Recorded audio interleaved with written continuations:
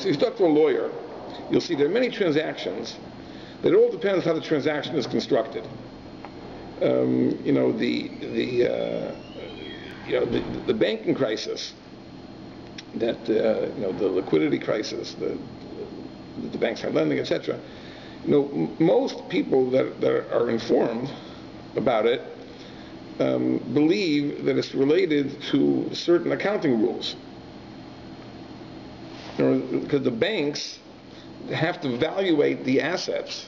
There's the mark-to-market rule, which means they have to evaluate the assets at their market price. So, for example, let's say a bank purchased a bundle of mortgages, and the bank cannot sell these mortgages. No one would want to buy those mortgages. Because even if the mortgages are performing, most people are paying their loans, but the security essentially is valued at zero, because no one would buy such a security in the current market. Change the mark-to-market rule. If you could evaluate the securities as in terms of the income they generate, then the banks would be able to lend more money, because right now they can't lend because they don't have the assets that justify the loans, and so on and so forth. So we're not dealing with a real problem. We're dealing with a problem that may be caused by a technicality of accounting. The interesting thing is that if that could be addressed, this probably would be the best time ever for banks to lend, because the spread between the cost of funds for the banks and what they can charge is higher than ever. And probably like a 4-point spread, which would be like Fat City for a bank. So it's a very interesting thing, the technicalities. But Mechiras Chametz, it's true. It's not a transaction which is conventional, but if it's properly constructed, in other words, it is a legally binding transaction. It isn't a haram. But sometimes it turns out not this way. But not only that, I'm going even further than that. The Isser is not even eating the Masasheni. The Isser is only in the changing the Masasheni. Right, yeah. That's why you say it's more equal to Adimara and Adira than it is. Yeah, I hear that. Okay. This is one line. He says a very interesting thing. So he says that's the difference. But he says like this. But Achnim Mevinas B'Levi Yisraeli. But this you have to know. The Jewish heart understands. Shebemas calls their rak le to elusenu. This is just for our benefit. All our actions should be considered part of holiness. There's a saying that Chazal say that there's no poverty for Makam Ashiras. The Gemara says in the Beis Hamikdash, the Gemara says the big day kahuna, when they became soiled, they didn't launder them. They just replaced new ones. Why? Because Ein Aniyas Makam Ashiras.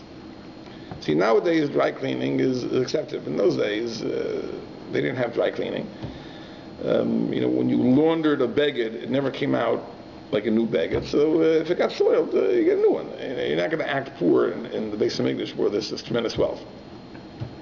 So the truth is like this. The truth is that it's true we eat lechamoni, but we have to know that really there's plenty of wealth where HaKadosh Baruch Hu is coming from. We don't have to be. And this is just a thought. These ideas have to sink in. But this is what Reb Tzadok says. I just want to turn the page over.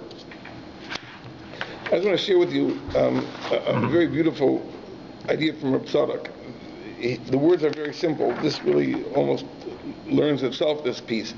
But it's related to what we said last week. Last week we talked about the idea that one of the lessons of Yetzias Mitzrayim is that as bleak as the situation may be, there is always hope. There's always hope, and a Jew should never despair. And we explained that's one of the lessons of Yetzias Mitzrayim. So there's a very classic piece from Reb Tzadok on this idea, not so much related to Pesach, but I just wanted to share with you. He says, Ein li Yehudi l'syayish mishum davar. A Jew should never despair. A Jew should never despair. Whether it's a matter of his physical health, his physical existence. As Chazal say, afilu cherev chada al tzavaro, even if there's a sharp sword on your neck, al yimna me'arachamim. A person should not desist from tefillah. And the Gemara Bracha says this regarding Chizkiyahu. This Chizkiyahu took ill, and the Navi Yeshaya went to visit him and told him, Tzav lebeischa, write a will, because you're not going to recover from this illness. He says, why? What did he do wrong? So he told him. The Gemara Bracha tells the story, because he never got married. He never got married. So Chizkiyahu said, no. He says, stop your nevuah. I have a Kabbalah from Beis Avi Abba all the way back from David and Malach, that afilu cherev chada al tzavaro ayimnu me'erachamim. Even if there's a sword on your neck, you don't desist. Tefillah helps. And it says v'yasev Chizkiyahu panav elakir. He davened, and sure enough, he was given another 15 years. The pasuk says, bein binyanei hanefesh, and you shouldn't despair even if it's a spiritual matter. Afilu nishtaka l'makam shenishtaka, even if he sunk into a great depth spiritually. Let's say he even sinned in a matter about which Chazal say that Shuvah doesn't help. What Aveira the Chazal say Shuvah doesn't help? The Gemara says that the Aveira should associate with the Shmira Sabris. Shuvah doesn't help. But the Mukubalim say that doesn't mean that. It doesn't mean Shuvah doesn't help. It means that Shuvah Tata doesn't help. The lower form of Shuvah doesn't help. But Shuvah Ilah, the higher form of Shuvah, does help. And what's the difference between Shuvah Tata and Shuvah Ilah? That's a discussion for another time. But you can't take that literally. Because Ein Dover Ein B'fnei Shuvah, nothing stops Shuvah. But even if a person does such an Aveira, or Oshet Shuvah So Kasha, or let's say a person does a chet for which tshuva is very difficult. You know, the Rambam brings Maimer Chazal that there are 24 devarim that are ma'aktim misa tshuva. There are 24 aveiros for which tshuva is very, very difficult. You don't have a great siyata d'shmai to do tshuva if you do one of those 24 aveiros. Not that it's impossible, but it's difficult. Or this is even the worst thing. Let's say a person sees himself sinking into worldly things. That's worse. Worse than a neck on your throat, and worse than having done terrible aveiros for which there's no tshuva. A person sees himself sinking into worldly things, that his time and his attention is taken up by the pursuit of worldly things. I remember years ago when I was living in California, so I had a yeshiva, so I was spending a lot of time trying to raise money. And it reached a point that I felt that all I was thinking about all day was money. I woke up in the morning, okay, who am I going to see today for money? Money? How much money? Yeah, not so much different than now, but it was worse. So I remember speaking to my Rosh Yeshiva, Seif Tzadik Levracha, and I told him, he says, all I think about all day is money. So he says to me, Rabbi Aaron Seif Tzadik Levracha once told me the same thing. You're in good company. You're in good company. In other words, that's the way it is. But let's say you see yourself sinking into Inyone Olam Hazeh, and you figure what's going to happen to your spiritual life. A person should not despair that he cannot pull himself out of it. There's no room for despair. HaKadosh Baruch can help no matter what the situation is. And he points out, V'chol binyan Ummah Yisraelis, the entire construction of the Jewish nation, really came after a total despair. The Avram v'Sarah's Canaan. Avram and Sarah, who were the founders of the Jewish people, were very, very old before Yitzchak was born.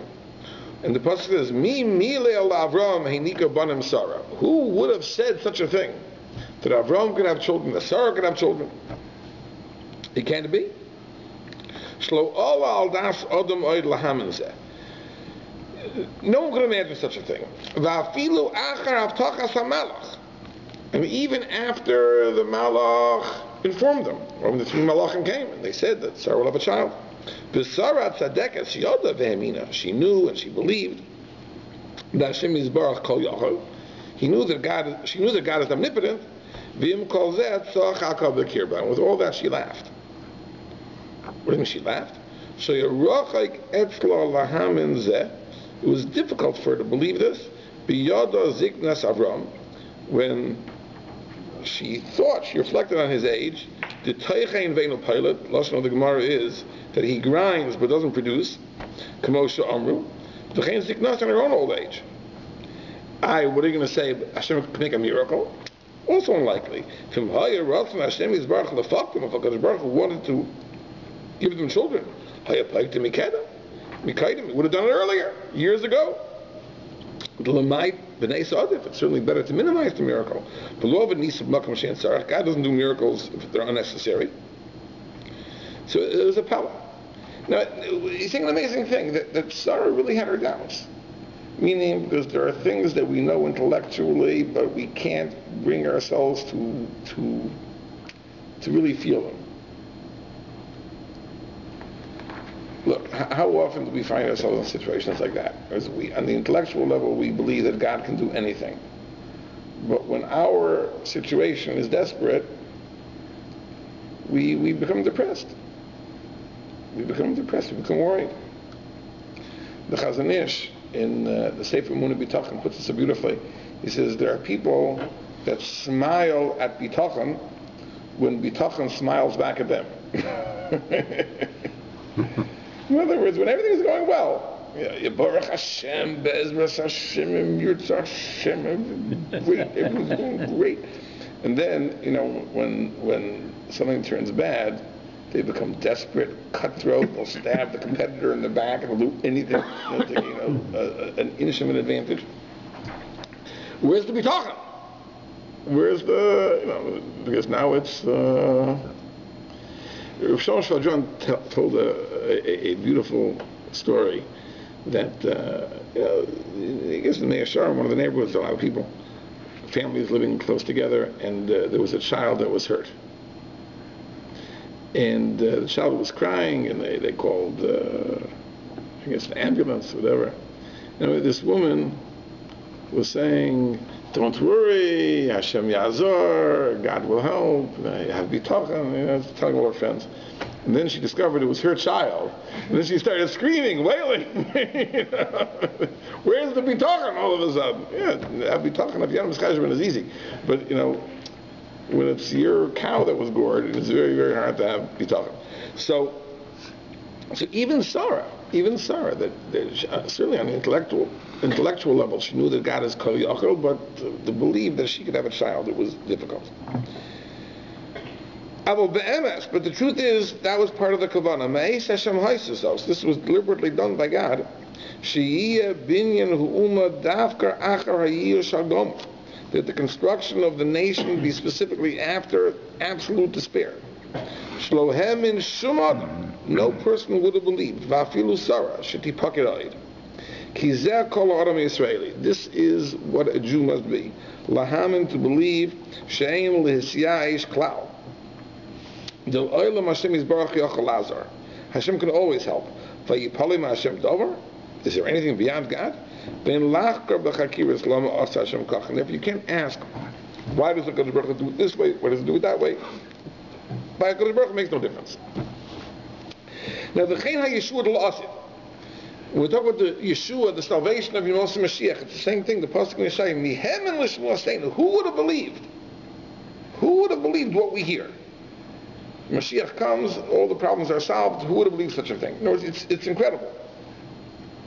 The Chazal say, Ein ben David ba ad sheyisyashu min hagula. The Mashiach will not come until Jews despair of Gula. Now, what does that mean? They despair of Gula. The truth is, it's a contradiction, because there's another Gemara a blot away in Perek Chelek that says that Mashiach will only come in the schus of Emunah. So what does it mean? He comes in the schus of Emunah, but he only comes when they're Messiahish min hagula. It means like this. Sometimes there are problems, difficult problems, but you understand, how the solution is going to come. So you have a business, and the business is going slow, and it's a difficult problem. The money isn't coming in, but you understand that if a few customers call up and they make orders, the problem is solved. So okay, so it's true. You're worried. The problem is a problem, but you can understand how the problem is solvable. But sometimes the problems become so complex, so difficult, that you can't even imagine what would have to happen for this problem to be solved. Because we think about the Nativ and Eretz Yisrael, what the Palestinians are like. What is the solution? What is the solution? Fight, concede. There's no simple answers, and all the alternatives seem to be equally difficult. So the pshat is we're misyayish min hagula because we can't even understand what is the way. Like even if Mashiach would come, what is he going to do?